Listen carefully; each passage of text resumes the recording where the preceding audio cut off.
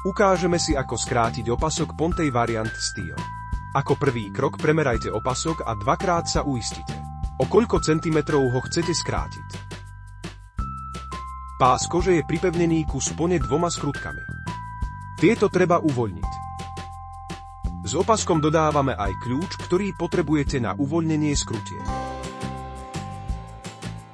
Postup je nasledovný. Kľúč nasadte na hlavu skrutky až na doraz. Uistite sa, že je správne nasadený. Skrutku uvoľnite otáčaním kľúča proti smeru hodinových ručičiek. Rovnako uvoľnite aj druhú skrutku. Pozor! Kľúč musí byť jemne nasadený do hlavy skrutky až na doraz. Ak nie je, hrozí poškodenie skrutky. Po uvoľnení skrutiek pás vytiahnite zo spony.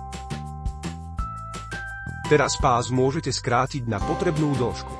Označte si miesto rezu a nožom alebo nožnicami a pás skráte. Samotné rezanie kože v tomto kroku vás presvedčí o jej kvalite. Rátajte s tým, že budete potrebovať naozaj ostrý nástroj.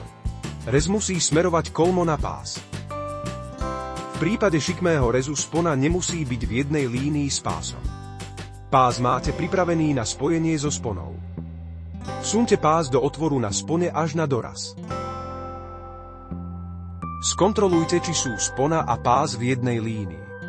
Ak treba, upravte jemne pozíciu spony. Pri úprave pozície dbajte na to, aby bol pás stále zasunutý v spone na doraz. Ak je všetko ako má byť, dotiahnite skrutky. Majte na pamäti, že závid na skrutke je jemný a hrubá sila ho dokáže nezvratne poškodiť. Skrutky preto doťahujte jemne. Koža je podajný materiál. Preto odporúčame v prvých týždňoch nosenia opasku. Skrutky občas skontrolovať a jemne dotiahnuť, ak bude treba. To vám zaručí, že spoj nepovolí a spona bude pevne pripojená k pásu.